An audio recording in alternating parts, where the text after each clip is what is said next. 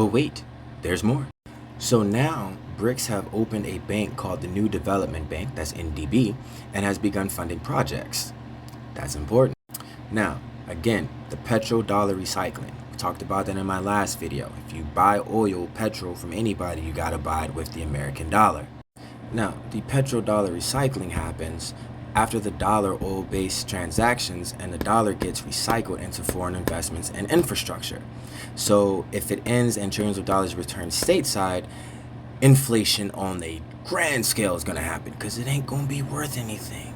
Now, the country we made that deal with is now negotiating with the Big C to accept the Chinese yuan for oil.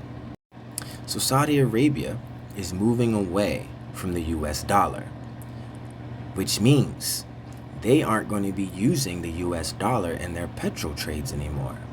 So the value of that dollar goes down exponentially. So a paper in the Big C is quoted saying if they can achieve that goal, pushing back against the dollar's hegemony, other developing nations will also join them when it comes to developing alternative financial infrastructure in response to reckless US sanctions. This part's interesting. Saudi Arabia doesn't want to become Iraq. What does that mean, you ask? Well, Saddam Hussein changed the oil trade to euros in 2001. Then, accusations of weapons of mass destruction came against them and the US invaded Iraq. We remember that. So now it appears Saudi Arabia is also moving toward de-dollarization. In 2 years, Saudi Arabia decreased its US treasuries by 35.2%. In 2020, 3 years ago, Saudi Arabia held $184.4 billion worth of US treasuries.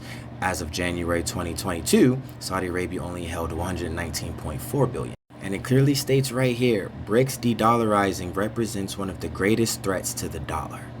All the infrastructure is being built to de-dollarize the world economy. BRICS are actively building a currency that have already opened multiple banks. Russia has already pegged its currency to gold. That is significant.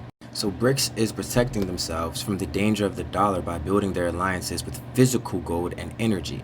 South Africa is part of BRICS not because of its large economy, it just has a lot of gold. So what I'm basically getting at here, people, is fuck the dollar, buy some gold, and get yourself some safety nets because this dollar ain't gonna be worth a hill of beans. Also, this means a lot for people who are talking about reparations. Why do you think they're just now talking about giving black people reparations? Because it ain't gonna be worth a fucking thing soon. So they already know we can give you all this money that don't mean nothing because you can't go to spend it. Also, we're going digital. That digital currency is going to be real because that's the only way they're going to be able to save what little bit they have because they're going to put it in digital currency and have that digital currency be backed by gold.